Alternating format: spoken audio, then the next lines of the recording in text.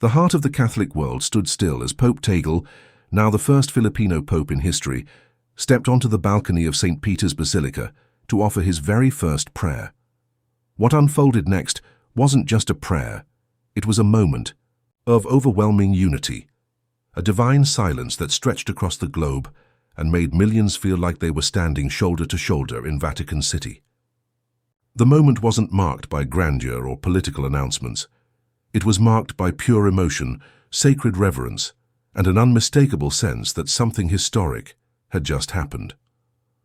As the sun began to dip below the Roman skyline, casting soft golden hues across St. Peter's Square, every pair of eyes present turned upward, from children perched on shoulders to elderly pilgrims gripping rosaries, from seasoned Vatican watchers to first-time visitors. The crowd was a melting pot of humanity. The energy in the air was electric. More than a spectacle, it felt like a sacred calling had been answered. The square, packed with flags, cameras, and tearful faces, held its collective breath. Pope Tagle, gentle-eyed and serene, walked into view, his face a blend of humility and resolve. There were no dramatic gestures, no grand performances, just a man of deep faith ready to offer his heart to the world. And then, in a move that surprised many but warmed millions of souls, he began his first prayer not in Latin, but in his native Filipino. "Ama namin sumasalangit ka," he said. The words were familiar to those from the Philippines, words uttered in classrooms, whispered in hospitals, echoed during typhoons, and shared during Mass. But hearing them in this place, from this new global figure, made them feel as if heaven itself had leaned closer. A gasp rippled through the square. The Lord's Prayer, recited countless times across centuries and cultures, now had a new melody, soft, warm, and deeply personal.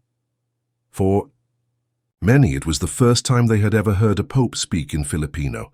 For Filipino Catholics, it was the first time they had seen someone who looked like them, sounded like them, and prayed like them standing at the center of global Catholicism. But Pope Tagle didn't stop there. After delivering the opening lines, in Filipino, he shifted seamlessly into Latin, blending the new with the traditional in a way that honored both. The transition wasn't just linguistic, it was symbolic. He was building a bridge between the Church's past and its future. Pater Noster quies in Chilis, he continued, now echoing the familiar rhythm that has carried Catholic prayers for centuries. He prayed for peace for the poor, for those suffering in silence, and for those who had lost their way. His words, though simple, carried weight. They were gentle but firm, soft but undeniable. And when he reached the final Amen, the square fell into one of the most profound silences it had ever known. There were no cheers, not yet, just silence, a stillness that allowed the meaning of every word to settle deep into the hearts of those present. A moment where every language, every culture, every political or national identity melted away. What remained was pure, undiluted faith, the kind that makes strangers feel like siblings, the kind that makes a square of stone feel like sacred ground. This wasn't just the beginning of a new papacy, it was the beginning of something greater.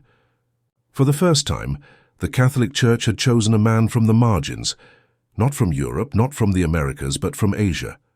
From the Philippines, a nation known for its devout Catholic population, its resilience through natural disasters, and its deeply communal culture.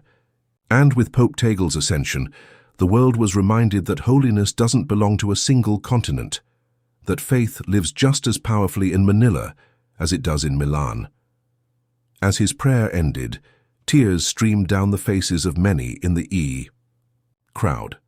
A group of Filipino nuns clutched each other, overcome with emotion.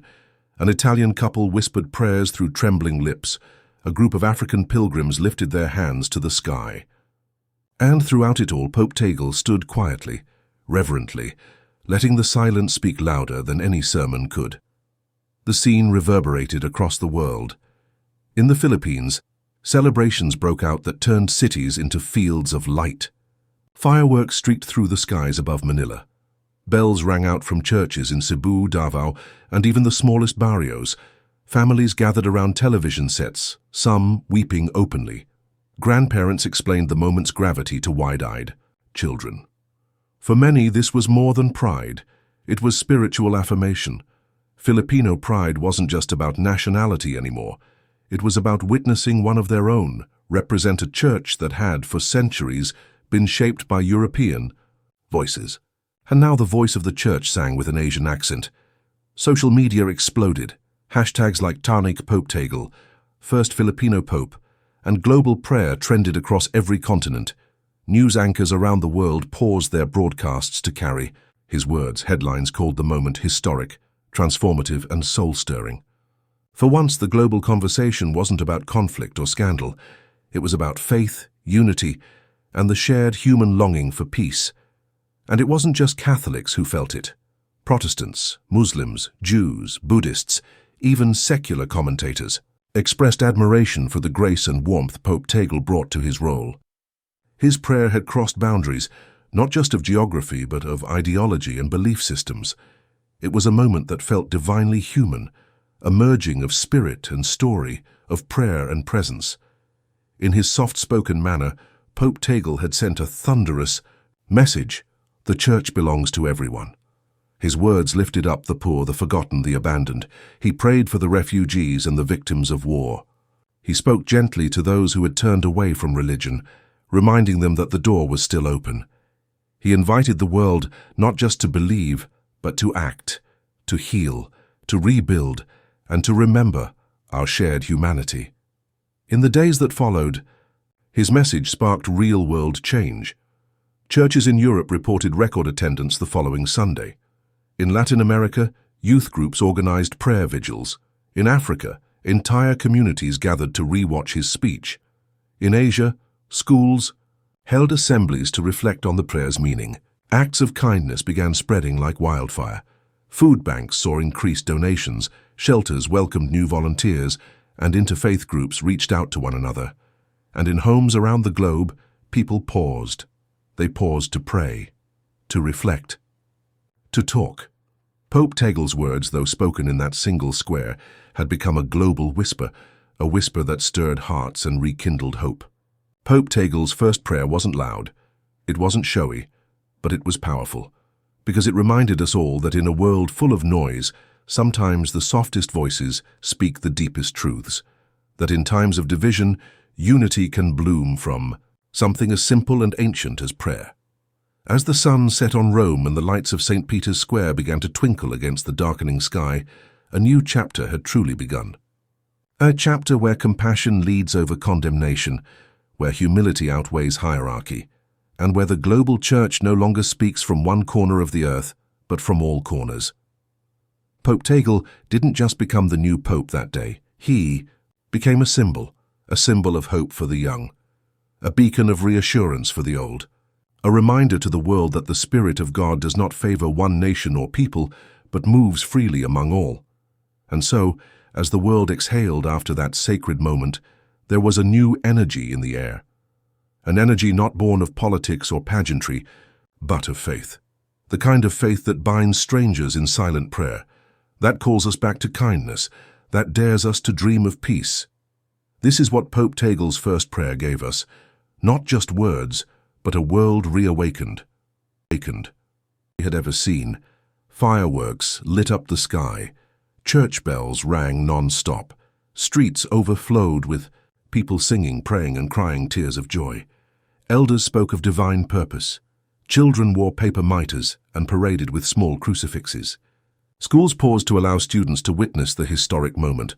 Whole neighborhoods transformed into spontaneous prayer groups and choirs. Grandparents explained to their grandchildren that they were living through history, that this was the first time someone from their islands had risen to lead the global Catholic Church.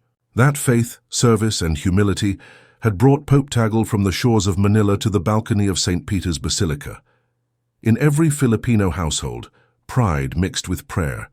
It wasn't about nationalism. It was about seeing someone who understood the struggles of the margins take the global stage, not with fanfare, but with humility and heart. Yet the significance of this moment wasn't limited to one nation. In African towns, European cities, and Latin American churches, people felt a sense of belonging. Here was a pope who reminded them that the church was for everyone, that leadership doesn't come only from power or wealth,